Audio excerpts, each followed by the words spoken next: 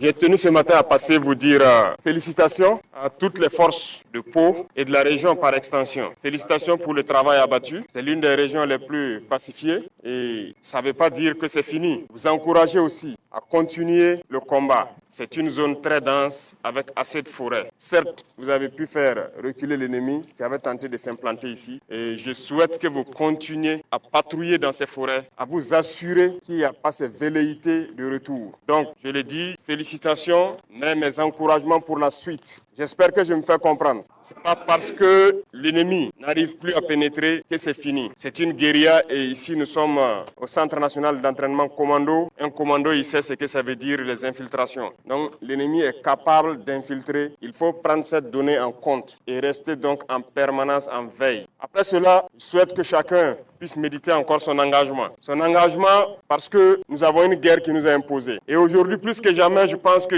toutes les forces qui combattent doivent comprendre pourquoi nous nous battons. Et je dis souvent aux chefs d'éléments de pouvoir expliquer aux hommes pourquoi on se bat. On ne se bat pas parce qu'on veut se battre. On se bat parce qu'on nous a agressés. On est venu nous imposer une guerre. Et pourquoi on nous a imposé cette guerre, je pense que tout le monde doit le comprendre, parce qu'on veut de nos terres sans nous. Et ça n'a pas commencé aujourd'hui. Ça a toujours été comme ça le cas pour l'Afrique. Souvenez-vous de l'esclavage, où on est venu déporter beaucoup d'Africains, les bras valides d'ailleurs. Ceux qui étaient à l'âge de procréer, qu'on a déportés, beaucoup sont morts et vidé l'Afrique. Puis est venue ensuite l'époque de la colonisation, où ils se sont déportés chez nous, ils nous ont massacrés. Ils ont massacré nos ancêtres. Ils ont tué au maximum. L'Afrique a été colonisée par plusieurs fois. Et aujourd'hui, plus que jamais, c'est une nouvelle forme de colonisation. Et pourquoi l'Afrique souffre tant? Parce que nous avons des richesses qui intéressent les impérialistes. Et je pense que tout un chacun de vous doit le comprendre. Si vous êtes en mesure de vous mettre en première ligne, de vous battre jusqu'au sacrifice suprême, comme on le dit, c'est que vous comprenez le sens de votre engagement.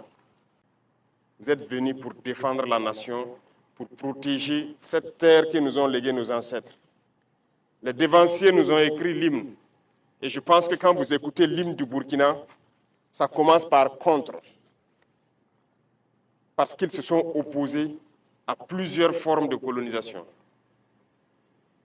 Le Burkinabé est contre l'humiliation. Nous sommes contre toute forme de domination. Le Burkinabé est contre le néocolonialisme. Et c'est tout ça que vous devez prendre en compte. Pour comprendre qu'ils ont écrit l'hymne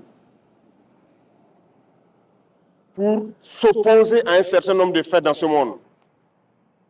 Et ils ont défendu cette terre et ils nous ont légué la terre. Et nous, notre devoir, c'est de nous battre et défendre nos terres également pour les léguer à nos enfants.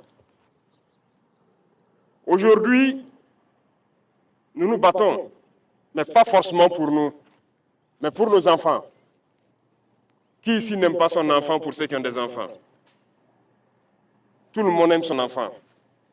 Si un danger devrait arriver à un enfant, le papa préfère prendre le danger pour épargner l'enfant. C'est pour dire que le père préfère mourir pour que son enfant survive. Donc nous nous battons aujourd'hui, c'est pour les générations à venir, pour les léguer de meilleures terres et qu'ils puissent vivre à l'aise. Donc il n'y a pas de réserve dans ce combat. Nous nous opposerons à tout ce que ces dominateurs veulent nous imposer. Et vous devez continuer à vous battre pour ça. Écoutez bien notre hymne. Et ça doit vous donner plus de motivation. Engagez-vous, parce que je le dis souvent, le Burkina est très riche. Aujourd'hui, nous avons grandi en effectif dans les forces armées, dans les forces de sécurité intérieure.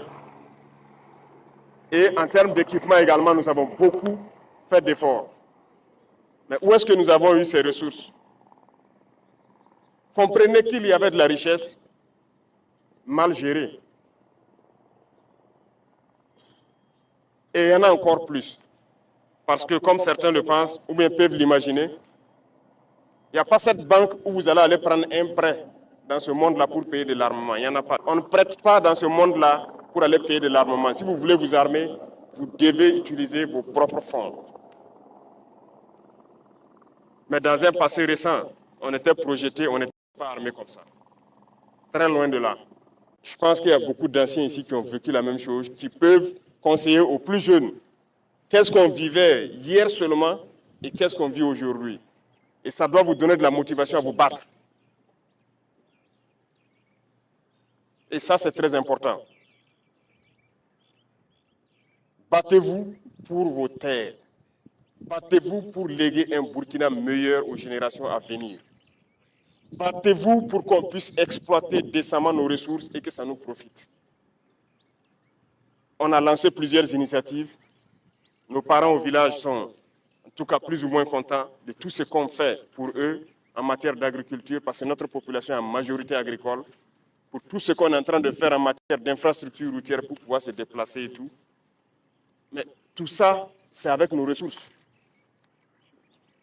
Vous regardez les images des autres pays. Vous aimerez que votre pays aussi ressemble à ces pays soi-disant développés là. Vous pensez que c'est impossible? Eh bien, c'est possible. Je disais à quelqu'un, il y a 2 ans de cela, je dis chez les autres, même les hôpitaux pour les animaux sont mieux équipés souvent que nos hôpitaux ici qui nous soignent, en termes d'appareillage et tout. Mais qu'avons-nous fait pour que nous soyons à ce niveau? Eh bien, nous allons rattraper et dépasser.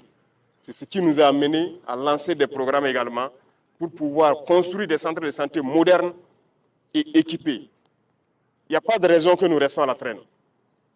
C'est pour dire que tout ce que nous faisons, il y a la possibilité de le faire, voilà pourquoi on le fait. Et nous allons continuer dans ce sens. Ceux-là qui ont la chance d'aller en stage à l'extérieur, qui font des photos au bord des jolies rues, des jolis immeubles, c'est possible ici au Burkina. Et c'est ce que nous allons faire, pour que vous viviez à l'aise et bien. Mais pour ça, il faut se battre d'abord. Voilà pourquoi je dis qu'il faut méditer son engagement, écouter notre hymne et se battre. Vous êtes très courageux, très combattant. Mais souvent, il y a de ces attitudes qui viennent vous causer des pertes inutiles. Notamment l'utilisation du téléphone portable.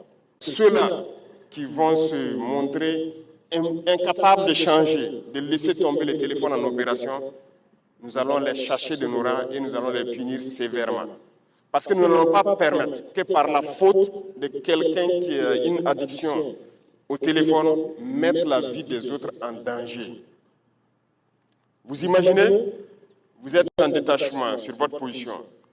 De bons soldats montent la faction, concentrés à leur poste, ils finissent, ils descendent, ils doivent se reposer.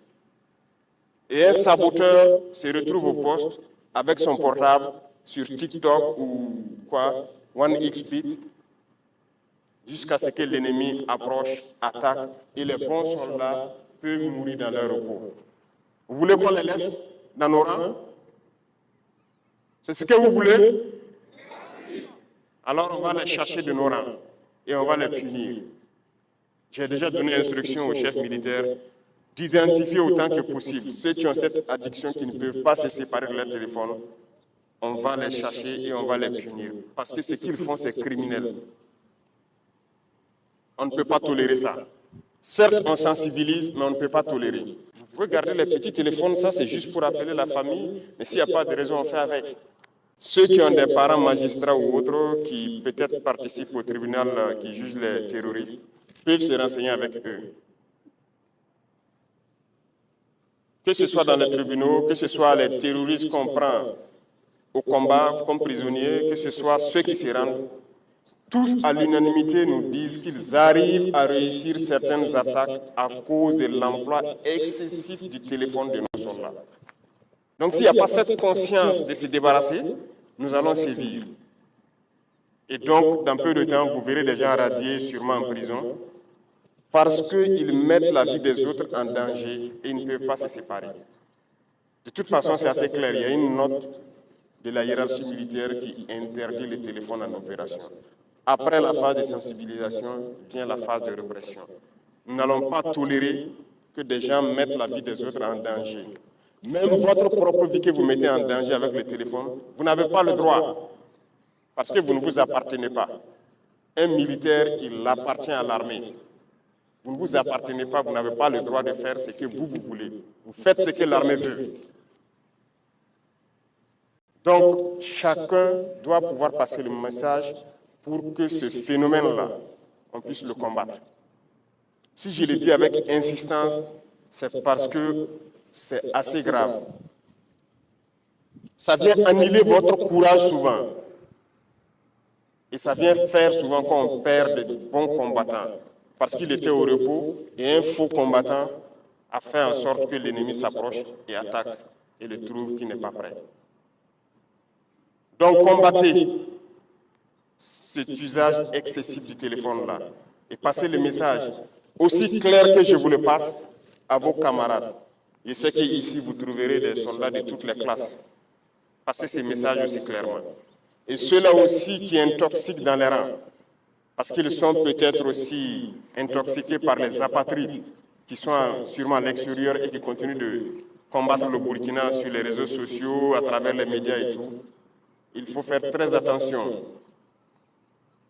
Lorsque quelqu'un vous dit de ne pas vous battre, il veut vous soumettre. Vous voulez être esclave? Vous voulez être dominé? Donc, il faut se battre. Il n'y a pas une seule solution. Le Burkinabé ne négociera pas avec son ennemi. On va se battre et nous allons vaincre. C'est la seule chose qui puisse prévaloir. Il n'y aura pas une seule once de négociation avec qui que ce soit. Ce sont nos terres, nous allons nous battre. Ceux qui sont venus nous attaquer, ils mourront sur ces terres-là. Nous ne lâcherons rien, absolument rien, même pas un seul centimètre carré. Donc, je vous souhaite de continuer à vous préparer, de rester toujours en état d'alerte, même si vous n'êtes pas en opération, il faut rester en état d'alerte. Parce qu'à tout moment, vous pouvez être en opération. Il faut se préparer au combat et ça ne doit pas durer cette guerre encore. Parce que nous mettrons tout en œuvre pour que le combat reprenne une certaine intensité et anéantir cet ennemi-là. Félicitations à toutes les forces qui se battent et souhaiter que vous continuez à faire corps avec la population civile. Parce que c'est très très important. Nous, on n'a pas connu forcément cet amour entre armée et la population civile il y a des années de cela. Ce n'était pas facile, c'était de petites bagarres à n'en pas finir dans les maquis au quartier. Mais aujourd'hui, l'armée et la population sont soudées. Et c'est le facteur essentiel du succès des opérations comme ça. Vous avez les informations, les renseignements comme il le faut. Vous êtes soutenu moralement, vous êtes soutenu psychologiquement. Donc il n'y a pas de raison d'avoir mal au moral. Il n'y a pas de raison de ne pas foncer, de ne pas continuer. Continuez à cultiver cet amour avec la population. Continuez à les aider. Continuez à participer, à les unir aussi. Parce que notre passé de quelques décennies de mauvaise politique a contribué à fragiliser nos différentes couches sociales, à diviser les gens, souvent sur des questions futiles. Et votre rôle également, c'est de contribuer aujourd'hui à les unir. Parce que vos voix portent. Les civils croient en vous. Aujourd'hui, lorsqu'un soldat se met debout et parle à une dizaine de civils, ils l'écoutent et c'est plus facile pour les civils de mettre en exécution ce que vous êtes en train de leur dire. Donc chacun, autant que vous êtes, doit être un ambassadeur de paix, de cohésion pour nos frères civils. Et continuer à jouer ce rôle également, à profiter de ces instants d'amour entre nous, les parler, les amener à s'unir, pouvoir laisser tomber certains clivages qui sont nés rien que du fait de la politique. Et vous devez contribuer à cela. Parce que le militaire, ce n'est pas juste tenir l'arme et courir, tuer, non. Vous êtes formé au-delà de cela. Si vous défendez une patrie, c'est qu'il y a toutes ces valeurs que vous incarnez et que vous devez pouvoir aussi exploiter pour unir vos populations civiles. Bonne formation pour ceux qui sont toujours en stage. Bon courage, on ne lâche pas le moral. Hein. C'est dur ici, mais seuls les durs passent. Et vous êtes dur et vous devez passer. Pour ceux qui sont sur le terrain, je vous souhaite très bonne chance dans les opérations.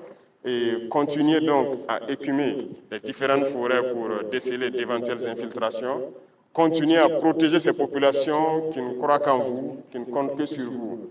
Que Dieu vous accompagne dans vos différentes missions, que Dieu vous protège tout au long de vos différents combats, que vous revenez sains et saufs, nous raconter les batailles et que nous puissions construire notre Burkina que nous le souhaitons.